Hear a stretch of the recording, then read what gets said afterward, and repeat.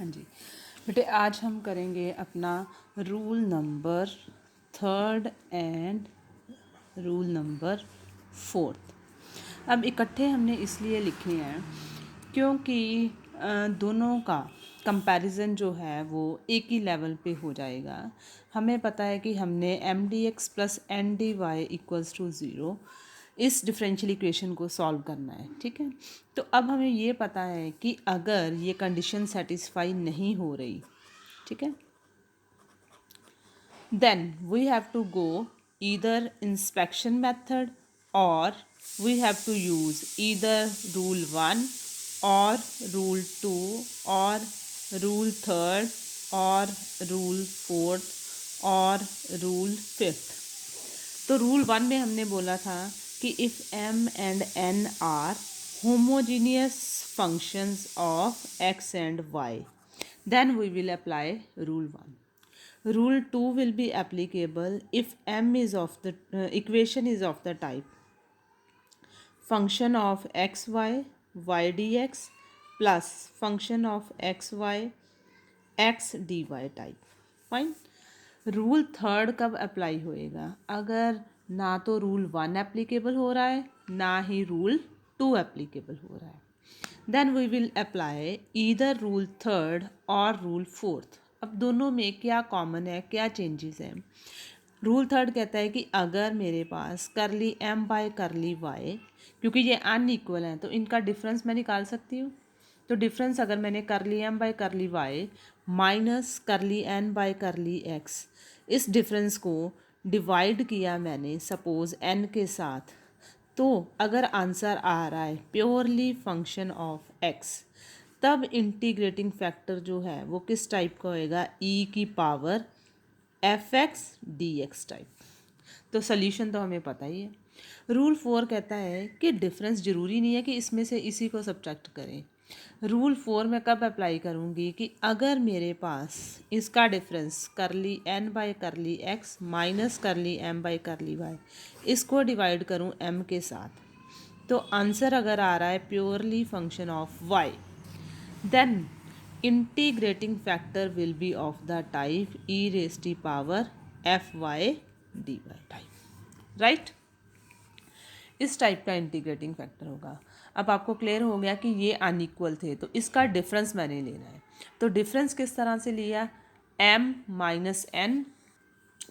तो integrating factor जो है वो हमारा इस तरह से आ जाएगा। ठीक है, रूल फिफ्थ कब अप्लाई करेंगे? पहले हम थर्ड और फोर्थ के ऊपर ही क्वेश्चंस जो हैं उनको सॉल्व करके देखते हैं। ठीक है, तो क्वेश्चन हमारे पास एग्जाम्पल नंबर थर्ड आ रही है। क्या कह रही है example third? we have to solve the differential equation which is of the type x cube y4 x square y cube xy square plus y dx। अब देखो बेटे, इसके ऊपर होमोजीनियस का रूल तो अप्लाई नहीं हो रहा है। इस टर्म में डिग्री बन रही है 7 5 3 1, तो होमोजीनियस इक्वेशन तो ये बन नहीं रही है, तो इसका मतलब rule 1 is not applicable. Second क्या आना था? थ्रू आउट, यहाँ से y कॉमन आना चाहिए था। आ रहा है? यस। इधर से थ्रू आउट x कॉमन आ रहा है? यस आ रहा है। तो इसका मतलब इस क्वेश्चन पे मैं रूल 2 भी अप्लाई कर सकती हूँ, थर्ड और फोर्थ भी अप्लाई कर सकती हूँ। ठीक है, तो कंपैरिजन करने से मुझे पता चल गया कि यहाँ से मैं थ्रू आउट y कॉमन ले सकती हूँ। इट कैन बी री राइट एज y dx टाइप। अगर हम y कॉमन ले लेंगे तो यहाँ से हम थ्रू आउट क्या कॉमन ले सकते हैं बेटे? x। तो जब y dx plus x dy type बन सकता है तो we will apply rule number 2। तो yesterday I have told you how to apply rule number second. उसमें क्या था? इंटीग्रेटिंग फैक्टर किस टाइप का होएगा? 1 by M x minus N Y type. तो जो भी इंटीग्रेटिंग फैक्टर आता है उसको हम गिवन इक्वेशन के साथ क्या करते थे? मल्टीप्लाई। सोल्यूशन हमें पता है कैसे आता है? Integration of M D x keeping Y constant plus integral of those terms in N which have no x, fine, equals to constant term. तो सेकंड रूल में आपको कोई प्रॉब्लम नहीं आ रही है, फर्स्ट रूल में भी आपको कोई प्रॉब्लम नहीं आई है, होमोजीनियस इक्वेशन के साथ सॉल्व हो गया था। तो एग्जाम्पल फोर्थ हमें क्या कह रही है, find an integrating factor for this equation and also solve it. तो क्वेश्चन फोर्थ एग्जाम्पल क्या आ रही है, एग्जाम्पल फोर्थ की स्टेटमेंट क्या आ रही है बेटे मेरे पास, cos x cos y D x, cos x cos y dx minus 2 times sin x sin y dy is equals to 0 and also we have to solve। Integrating factor तो find out करना ही है, साथ ही हमने उसको solve भी करना है। तो अब एग्जाम्पल को देखने से ही पता चल गया कि ये होमोजीनियस वाला तो सेटिस्फाई हो नहीं रहा, तो rule 1 will not be applicable. Rule 2 किस तरह से होना चाहिए था, Y D X into function of X Y, तो यहाँ पे मेरा वाई डी एक्स और एक्स डी वाई टाइप नहीं बन रहा है, तो इसका मतलब रूल 2 भी अप्लाई नहीं होएगा। अब थर्ड और फोर्थ रूल के अकॉर्डिंगली हम इसको चेकआउट करेंगे। तो what is M here, M is cos x cos Y, what is N, minus of 2 sine X sine Y, curly m by curly y, it will be minus of cos x sin y, curly n by curly x is equals to minus 2 cos x sin y। Fine, इस case में हमारे पास ये चीज़ आ रही है, देखने में अब हमें क्लियर हो गया कि curly m by curly y is not equals to curly n by curly x, therefore given differential equation is not exact. Fine, exact नहीं है। तो अब हमें वी हैव टू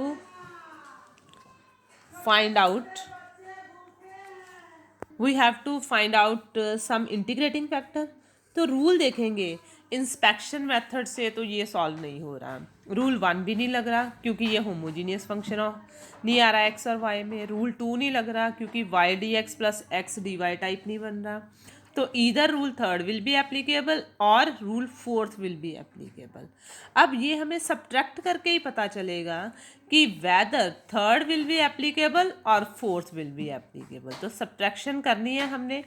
फिर अगर n बाद में आ रहा है तो n के साथ डिवाइड करेंगे, अगर m बाद में आ रहा है तो m के साथ हमने इसको डिवाइड करना है, ठीक है।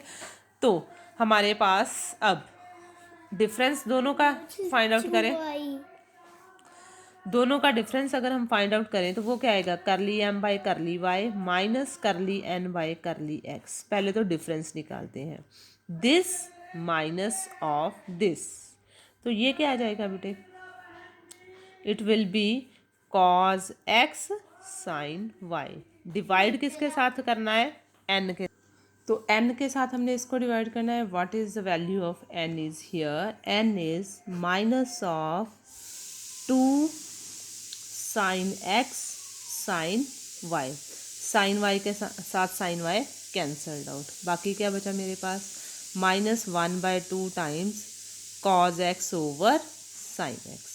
तो अब ये क्या आ रहा है बेटे, प्योरली फंक्शन ऑफ एक्स आ रहा है, तो इसका मतलब रूल 3 एप्लीकेबल हो गया। अगर डिफरेंस y की फॉर्म में आता फंक्शन ऑफ y डिवाइड करने के बाद m के साथ, तो हमने इंटीग्रेटिंग फैक्टर क्या लेना था, e raise to power F Y D Y.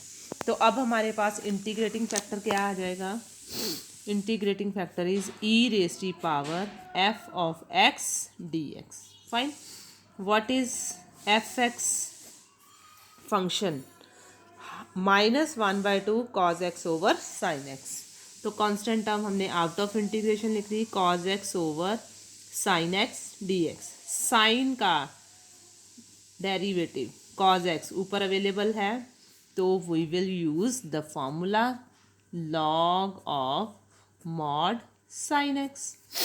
Fine, अब इसको हम अगर 1 बाय 2 को ऊपर लेके जाएं तो ये टर्म हमारे पास किस तरह से आ सकती है, ई रेज़ टू पावर, किस तरह से लिख सकते हैं हम, e raise to power log of sine x power minus 1 by 2, log e, ये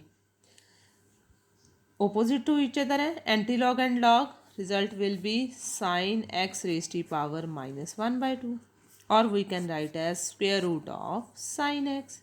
This is our integrating factor. Integrating factor क्या है?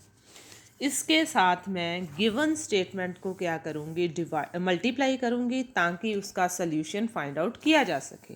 तो सल्यूशन आ जाएगा मेरे पास cos x cos y over square root of sin x into d x minus 2 times sin x sin y divided by square root of sin x dy is equals to 0. इस तरह से आएगा ये मेरे पास. अगर हम इसको सॉल्व करें डेफिनेटली अब ये इक्वेशन एग्जैक्ट हो जाएगी. अब ये इक्वेशन एग्जैक्ट बन जाएगी हमारे पास. ठीक है, तो इसका सल्यूशन किस तरह से आना है? Integral of M D x keeping y constant plus terms in N not containing x dy is equals to constant of integration. Fine.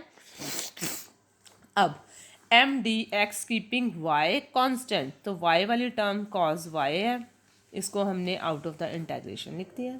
अंदर क्या बचा? cos x into sine x की power minus 1 by 2 d x minus यहाँ पे independent of x तो कुछ नहीं बच रहा, तो ये टर्म ज़ीरो आ जाएगी क्योंकि x वाली टर्म आनी ही आनी है. तो हमने तो वो टर्म्स लिखनी थी जिनमें x नहीं था.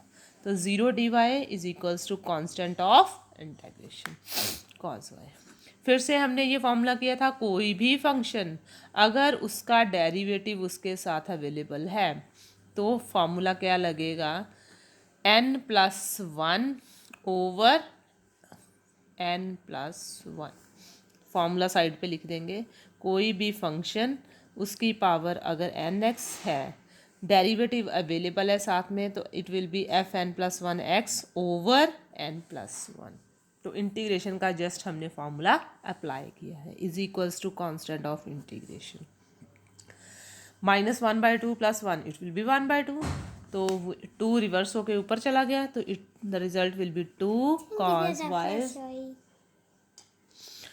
cos y into under root of sine x is equals to c, which is the required solution for the given differential equation. तो इस तरह से हमने ये क्वेश्चन सॉल्व करने हैं. फाइन. अब एग्जाम्पल 5th जो है उसमें भी सेम कॉन्सेप्ट पे ही हमारा काम चल रहा है. देखो क्या कह रही है example 5th, solve this equation. ठीक है, तो थ्रू आउट यहाँ से फर्स्ट ब्रैकेट में से तो बेटे y कॉमन आ सकता है ना, पर सेकंड ब्रैकेट में से x कॉमन नहीं आ रहा. तो इसका मतलब ना तो रूल 1 अप्लाई होएगा ना रूल 2. तो कौन सा रूल हमें अप्लाई करना पड़ेगा? थर्ड, इधर फोर्थ. तो फिर से हमने डिफरेंस देखा, क्योंकि ये y में जा रहा है आंसर, तो इसलिए मैंने रूल 4 अप्लाई किया.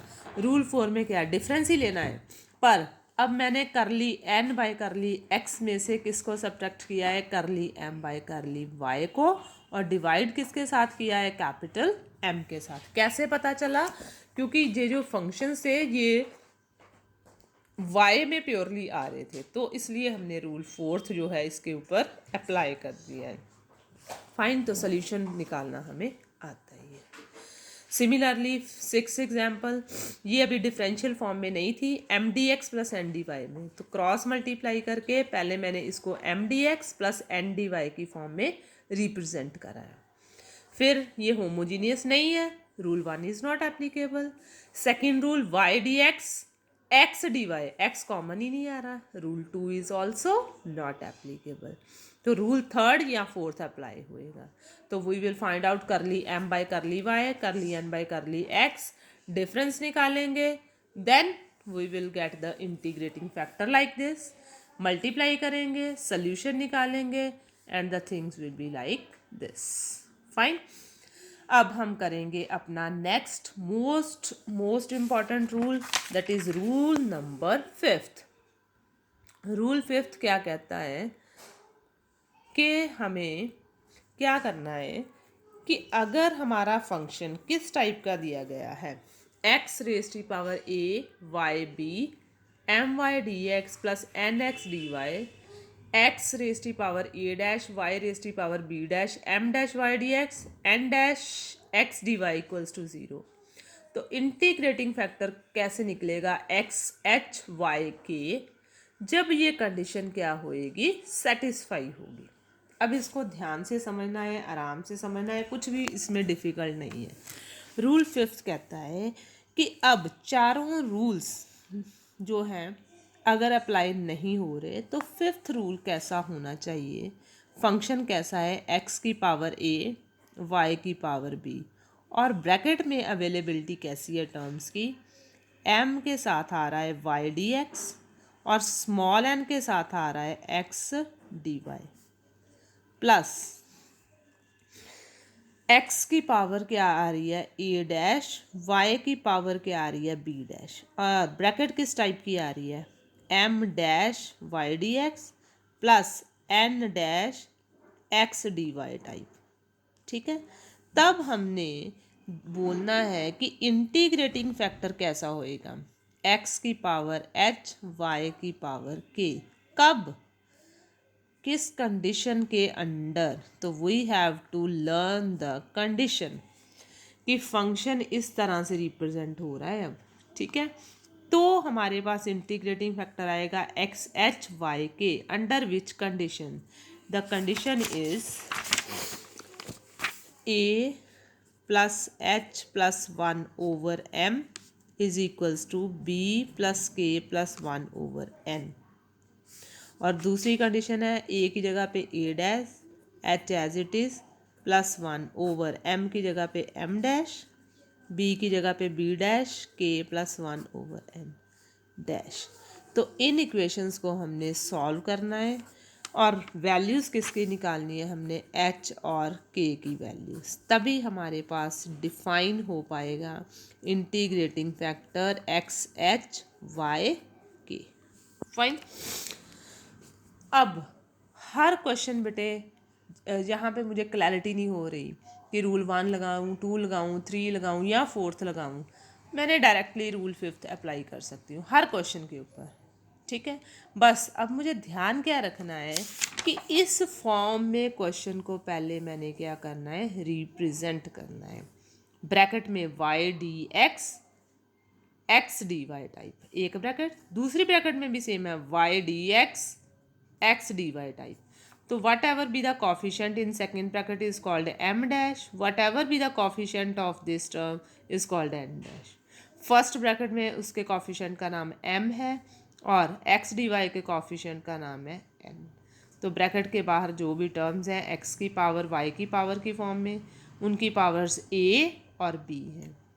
यहाँ पे पावर्स क्या हैं, a dash b dash type. तो integrating factor x h y के किस कंडीशन के अंडर हम इसको फाइंड आउट करेंगे कि powers a plus h plus one over m b plus k plus one over n equal हों। दूसरी ब्रैकेट के लिए ये रिजल्ट होगा a dash plus h plus one over m dash is equals to b dash plus k plus one over n dash. ठीक है, तो अब हम इसको अप्लाई करते हैं तो क्या रिज़ल्ट हमारे पास आएगा देखते हैं। एक ही एग्जाम्पल इसके ऊपर बेस दी गई है, एग्जाम्पल नंबर 7 क्या कह रही है, we have to solve. Example 7 हमें क्या कह रही है बेटे, solve the differential equation 2x² y² plus y D x minus x cube y minus 3x dy is equals to 0। अब इन्होंने कुछ नहीं लिखा तो हम भी देखते हैं कि सबसे पहले हमारे माइंड में क्या चीज़ आती है। 2x² y² minus plus y D x plus minus x cube y 3x dy is equals to 0। ठीक है, सबसे पहले हम इसको कंपेयर करेंगे अपनी standard equation m D x plus N D y के साथ। तो व्हाट वी गॉट, एम क्या आ रहा है 2x² y² plus y and what is N minus of x cube y plus 3x curly m by curly y, it will be 4x² y plus 1 curly n by curly x minus 3x square y plus 3. Definitely curly m by curly y is different from curly n by curly x. Therefore, given differential equation is not exact. So what we have to do? We have to move further. ठीक है, तो rule 1 क्या कह रहा था हमारा? We have to check whether m and n are homogeneous function of x and y. We will check out. Degree is 4, degree is 1. No, it is not homogeneous, so we won't apply rule 1. What will be rule 2? If it can be rewrite in this form, we will check out. Through out y common आ सकता है, yes, तो we can rewrite it as 2x square y plus 1 y D x minus, यहाँ से x common आ सकता है, x square y minus 3x d y is equals to 0. Yes, y D x D y. तो it means we can apply rule 2 here. ठीक है, तो इस क्वेश्चन के पे ऊपर हम सेकंड रूल भी अप्लाई कर सकते हैं. तो सेकंड रूल अगर अप्लाई करेंगे तो what is the integrating factor for rule 2? For rule 2 integrating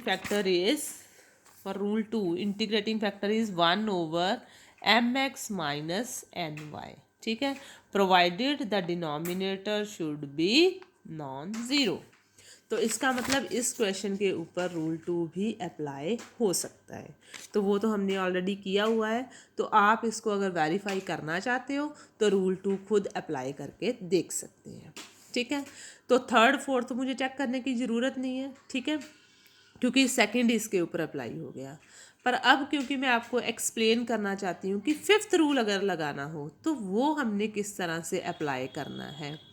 उसके लिए हमें क्या चाहिए? 4 टर्म्स चाहिए हमें. 4 टर्म्स किस तरह से चाहिए? पहली ब्रैकेट में 2 टर्म्स, दूसरी ब्रैकेट में भी 2 टर्म्स. तो इसका मतलब सबसे पहले मैं इस ब्रैकेट्स को क्या करूँगी? ऑफ करूँगी. ठीक है, ऑफ कैसे होएगा? मल्टीप्लाई करेंगे 2x square y square d x plus y D x minus x cube y D y plus 3x d y is equals to 0. I got 4 terms. अब इस रूल के accordingly y D x D y D x यहाँ से मिल रहा है मेरे को, Y D x. साथ में क्या चाहिए? वाई डी एक्स मिल गया. अब हमें क्या चाहिए? X D y. यहाँ से भी मिल सकता है, यहाँ से भी मिल सकता है. तो मैं either this term will be clubbed with the third term or it can be fourth or it can be clubbed with the third term also. तो ये हमारी अपनी चॉइस होएगी कि हम इसको किसके साथ क्लब करना चाहते हैं. तो मैंने इसको क्लब कर दिया फोर्थ टर्म के साथ. तो इसका मतलब अब फर्स्ट टर्म और थर्ड टर्म जो है वो क्लब होएंगी. कॉमन आ रहा है थ्रू आउट कुछ? Yes, x square y common आ रहा है. ब्रैकेट में क्या बचेगा? 2y, क्योंकि एक्स स्क्वेयर कॉमन आ गया, एक वाई अंदर बचेगा, साथ में d x minus x square common आ गया. ठीक है, तो यहाँ पे क्या बचेगा? एक्स, वाई बाहर चला गया, एक्स डी वाई बन गई वो ब्रैकेट. प्लस यहाँ से ब्रैकेट में क्या बचा? Y D x plus 3x d y is equals to 0. तो x की पावर कुछ नहीं आ रही, x की पावर 0, y की पावर 0. तो अब हम इसको अगर उसके साथ कंपेयर करें तो इक्वेशन बन गई x की पावर a, y की power b, m times y d x plus n times x d y plus x की पावर a डैश, y की पावर b डैश ब्रैकेट में m डैश y d x n dash x d y is equals to 0. Comparison करेंगे तो what is a? a इज़ 2. What is b? b इज़ 1. What is m? 2. What is n? -1. 4 चीज़ें इस bracket में से आएंगी. सेकेंड ब्रैकेट में कंपेयर करें, a dash is zero, b dash is zero, m dash is one, n dash is three. तो चार चीज़ें हमारे पास आ गई फर्स्ट ब्रैकेट में, चार जो आ रहे हैं कॉन्स्टेंट्स वो आ रहे हैं सेकेंड ब्रैकेट में से। फाइन।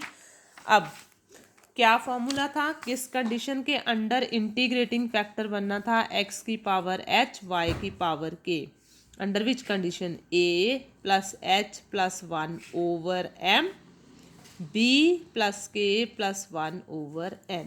एक कंडीशन ये। दूसरी थी a dash h one over m dash, b dash k plus one over n dash. तो we have got these four numbers from first bracket, four numbers from second bracket. तो values को replace करेंगे तो what we got the conditions, it will be two plus h plus one over two. इधर क्या आ जाएगा, one plus k plus one over minus one. इधर zero plus h plus one over one, b dash zero, k n dash three, two plus one three, three plus h over two, के plus two over minus one, h plus one is equals to के plus one over three. Cross multiply किया, three H plus three k plus one, three h minus के plus two is equals to zero. Cross multiply करेंगे, minus three minus h two के plus four, क्या equation बनेगी, इधर चले जाएंगे अगर h वाली टर्म्स तो h प्लस टू के plus one is equals to zero. We got these two equations. 2312 का फॉर्मूला लगा सकते हो, कॉफिशेंट्स को इक्वेट कर सकते हो, that is your on choice. Purpose क्या है, h और k की वैल्यू निकालना।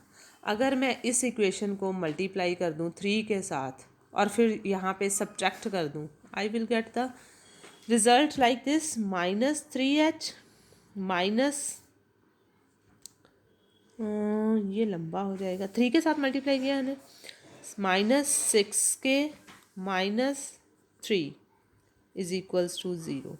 अब क्या आ जाएगा हमारे पास, ये कैंसल्ड आउट हो जाएंगे टर्म, ये क्या आ जाएगा, माइनस सेवन के minus one is equals to zero.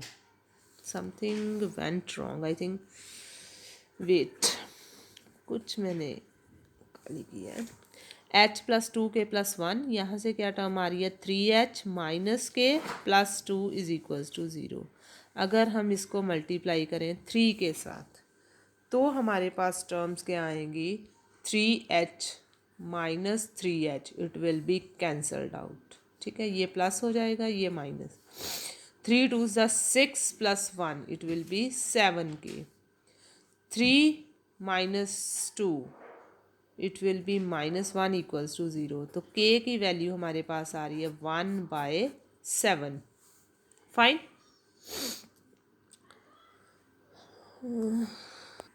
यहाँ पे बेटे हमसे एक मिस्टेक हुई है, जब हम इस टर्म को उधर लेके गए तो 2k as it is, 4 plus three it will be 7।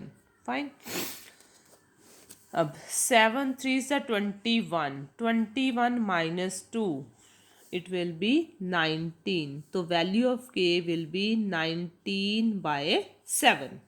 ठीक है, तो इसकी वैल्यू, अब हमारे पास ये प्लस का साइन है, इधर माइनस हो जाएगा k की वैल्यू। k की वैल्यू को हम इधर इन दिस ब्रैकेट और इन दिस ब्रैकेट शिफ्ट करेंगे, we will get the value of h। Suppose मैंने इसकी वैल्यू इधर पुट की तो 3h minus of k 19/7 plus two equals to zero. LCM लेंगे तो it will be 21h plus 19 plus 7 into two, it will be 14 equals to zero. 21h is equals to 3 minus 33, तो h will be minus 33/21। Common factor of 3 आ रहा है तो it will B -11/7। तो h की value आ गई -11/7। अब हमारे पास इंटीग्रेटिंग फैक्टर क्या बनेगा बेटे, x की पावर h, y की power k। What is x? h is -11/7. What is k? -19/7. This is our integrating factor. तो हमें पता है कि when we got the integrating factor, we will multiply this integrating factor with the given differential equation so that we can have the solution. Exact तो आ ही जाएगी अब, क्योंकि integrating factor मिल गया है हमें, तो एग्जैक्ट डिफरेंशियल इक्वेशन आ जाएगी। तो अब हम क्या करेंगे, गिवन इक्वेशन को मल्टीप्लाई करेंगे इस फैक्टर के साथ। What we will got, given equation is 2x² y² plus y dx multiplied by x की power h। What is x की पावर h? -11/7, y की पावर -k 19/7 प्लस 11/7 19/7। ब्रैकेट के अंदर क्या टर्म थी बेटे मेरे पास, x³ y -3x dy is equals to 0। यहाँ पे भी पॉजिटिव नहीं नेगेटिव साइन था बेटे, ठीक है। अब एग्जैक्ट तो ये है ही, तो how to find out the solution? Solution is integral of m dx keeping y constant plus terms in n not containing x dy is equals to constant of integration। तो m dx यहाँ पे हमारा, पहले तो हम multiply करेंगे तभी integration possible होएगी, ठीक है। तो यहाँ पे x को x के साथ किया, base equal, powers will add up, 3/7 integration of 2 times x raise to power 3/7 y raise to power 5/-5/7 plus next term के साथ भी करेंगे तो x की -11/7, y की क्या आ जाएगी -12/7 dx keeping y constant plus terms in n not containing x। तो x तो 100% आना ही आना है इन एनी केस, चाहे हम कोई भी ब्रैकेट ले लें। पहली टर्म के साथ करेंगे तब भी x इन्वॉल्व हो रहा है, सेकंड ब्रैकेट के साथ करेंगे तब भी x जो है वो मेरा इन्वॉल्व हो रहा है। तो इसलिए यहाँ पे ये टर्म का रिजल्ट क्या बनेगा, 0 dy is equals to c। तो इसकी इंटीग्रेशन तो इजी ही है, 2 times y -5/7 as it is, x की पावर +1 होना था, it will be 10/7 over 7/10 plus यहाँ पे x की पावर +1 होना था, -4/7 इंटू -12/7, साथ में क्या जाएगा 7/4 with negative sign is equals to constant of integration. तो इसको आप हमने सिंप्लीफाइड फॉर्म में लिख लेना है, जितना सिंप्लीफाई पॉसिबल है। जो नहीं पॉसिबल उसको हमने कुछ नहीं करना है, ठीक है। तो this is our required solution, 7 times x raise to power 10/7 y -5/7 -7/4 x raise to power -4/7 y -12/7 is equals to c. This is the required solution for given problem. Fine. तो आई होप कि आपको ये 5 के 5 rule जो हैं वो properly clear हो गए होंगे। अब आप बेटे अपनी एक्सरसाइज सॉल्व करके देखो, जो भी आपको प्रॉब्लम्स आती हैं आप मेरे से पूछ सकते हो। तो इस चैप्टर में से डेफिनेटली आपको 5 मार्क्स का तो आना ही आना है, ईदर एग्जाम्पल और क्वेश्चन फ्रॉम द एक्सरसाइज। तो मोस्ट इम्पॉर्टेंट आर्टिकल, ये भी मैक्सिमम टाइम्स रिपीट होता है।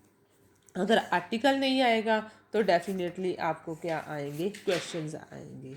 तो ये 5 के 5 रूल्स आपने बहुत ही अच्छी तरह से ध्यान से करने हैं। कोई प्रॉब्लम्स आती हैं you can share with me, ठीक है। तो जब भी हमने इस एक्सरसाइज का क्वेश्चन सॉल्व करना है तो सबसे पहले जैसे मैंने आपको बताया ही है कि कोई भी क्वेश्चन हो, एनी क्वेश्चन, सबसे पहले हमने उसको कंपेयर करना है m D x plus N D y के साथ। फिर हमने कर ली m by curly Y कर ली एन बाई कर ली एक्स निकालना है। चेक करना है वेदर दे आर इक्वल और not. If they are equal then directly we will find out the solution by using this formula, integration of m dx keeping y constant plus terms in n not containing x dy is equals to c, constant of integration। अगर ये unequal आ गया है then I have 5 options. Inspection method भी है, ठीक है, उसको हमने अभी डिलीट कर दिया। क्यों? क्योंकि वो सिर्फ 3-4 केसेस को ही सॉल्व कर रहा था। तो रूल 1 से लेकर रूल 5 तक हमने चेक करना है फर्स्ट रूल कब अप्लाई करना है, अगर फंक्शन होमोजीनियस आ रहे हैं in the variable x y. Rule 2 applicable होएगा अगर equation f x y y D x plus function of x D Y type है। थर्ड और फोर्थ रूल जो है वो साइमल्टेनियसली चलते हैं। अगर अनइक्वल वैल्यूज़ का डिफरेंस डिवाइड हो रहा है एन के साथ तो आंसर फंक्शन ऑफ एक्स है तो इंटीग्रेटिंग फैक्टर होएगा e raise to power f x t है। अगर हमने सब्ट्रैक्ट किया कर ली एन बाई कर ली एक्स में से कर ली m by curly y और डिवाइड किया एम के साथ, और अगर ये प्योरली फंक्शन ऑफ वाई आ रहा है तो इंटीग्रेटिंग फैक्टर हमारा क्या आएगा e raise to power F Y D Y.